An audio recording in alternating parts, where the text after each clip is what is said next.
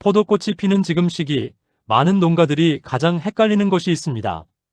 바로 물을 얼마나 줘야 하는가입니다. 꽃 필 때는 물을 줄여야 한다. 건조하게 해야 착과가 잘 된다. 물을 많이 주면 꽃이 떨어진다. 이런 말을 많이 듣습니다. 그래서 실제로 많은 농가들이 꽃이 피기 시작하면 무조건 물부터 줄입니다. 그런데 바로 그 판단 때문에 착과를 망치는 경우가 많습니다. 포도꽃 필 때 중요한 것은 물을 많이 주느냐 적게 주느냐가 아닙니다. 핵심은 토양 수분을 얼마나 안정적으로 유지하느냐입니다. 꽃이 피는 시기는 포도나무 입장에서 가장 예민한 시기입니다. 꽃송이는 열매가 되기 직전 단계이고 수정과 착과가 동시에 진행됩니다. 이때 나무 안에서는 수분 이동, 양분 이동, 꽃 조직 유지, 새순 생장까지 한꺼번에 일어납니다. 즉, 물이 흔들리면 모든 것이 함께 흔들립니다. 많은 농가들이 가장 먼저 하는 실수가 꽃 필 때 토양을 너무 말리는 것입니다.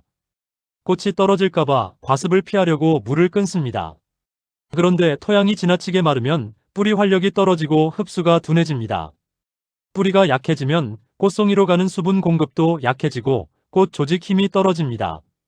그 결과 꽃은 많이 피었는데 알이 적게 달리고 송이가 허전해지고 착과율이 떨어집니다. 반대로 물을 말렸다가 한 번에 많이 주는 것도 위험합니다. 며칠 건조하게 두었다가 흙이 말랐다고 한 번에 흠뻑 주면 토양 공급이 물로 가득 차면서 뿌리 주변 산소가 부족해집니다.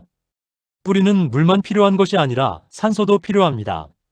산소가 부족하면 뿌리가 둔해지고 물을 줬는데도 오히려 잎이 처지고 꽃이 약해지는 현상이 나타납니다. 그래서 꽃 필 때 가장 나쁜 관수는 말렸다가 한 번에 많이 주는 방식입니다. 포도꽃 필 때 물 관리는 아주 단순하게 생각하시면 됩니다. 조금씩, 자주, 일정하게. 이것이 정답입니다. 토양을 극단적으로 말리지도 말고 한 번에 과하게 젖히지도 말고 수분 상태를 안정적으로 유지하는 것이 핵심입니다. 하우스 포도는 비를 맞지 않기 때문에 자연적으로 수분이 조절되지 않습니다. 결국 사람이 만들어 주어야 합니다. 실제 현장에서 가장 먼저 바꿔야 할 것은 겉흙만 보고 판단하는 습관입니다. 겉흙은 금방 마릅니다. 햇빛이 강하면 표면은 마른 것처럼 보여도 10cm 아래는 충분히 젖어 있을 수 있습니다. 반대로 겉은 촉촉한데 뿌리층은 이미 마른 경우도 있습니다. 그래서 반드시 10cm 아래 흙을 확인해야 합니다. 흙을 손으로 쥐어 보십시오. 살짝 뭉쳐지고 손에 질척하게 묻지 않으면 좋은 상태입니다. 쥐자마자 부서지고 먼지가 나면 너무 건조한 상태입니다. 손에 질게 묻고 진흙처럼 뭉치면 과습입니다. 꽃 필 때 가장 좋은 상태는 살짝 뭉쳐지되 질지 않은 상태입니다. 관수 시간도 중요합니다. 가장 좋은 시간은 오전입니다. 해가 뜨고 하우스 온도가 오르기 시작하는 시간대에 물을 공급하면 뿌리층 수분이 안정되고 낮 동안 증산을 버틸 수 있습니다.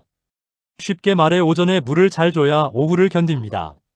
반대로 오후 늦게 물을 많이 주면 밤새 과습 상태가 되기 쉽고 뿌리 산소 부족과 병 발생 위험이 커집니다.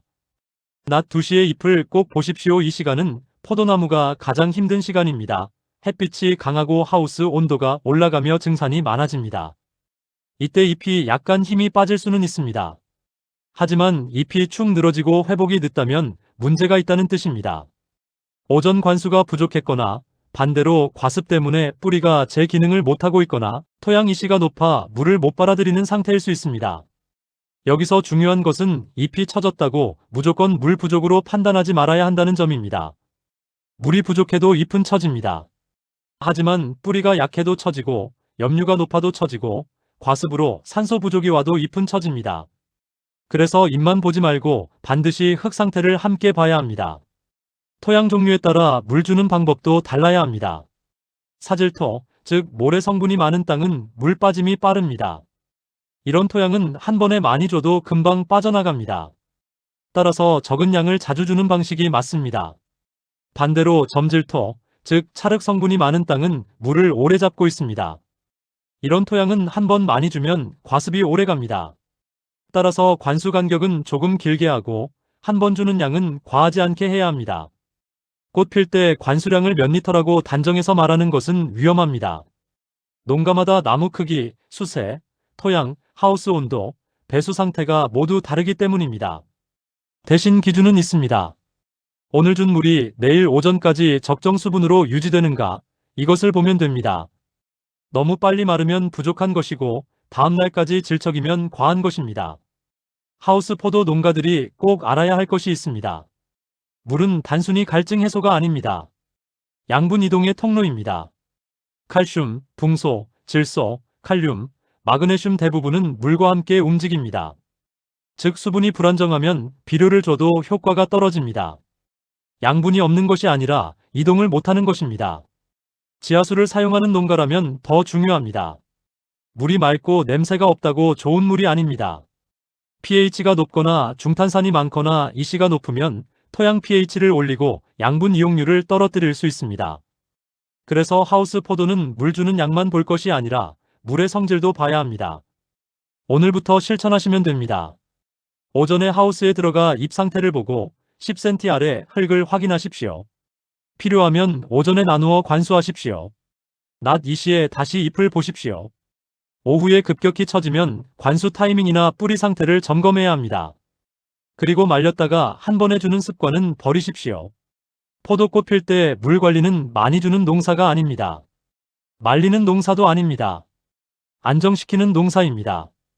꽃이 피는 지금 수분을 제대로 관리하는 농가는 가을에 송이와 알수가 달라집니다.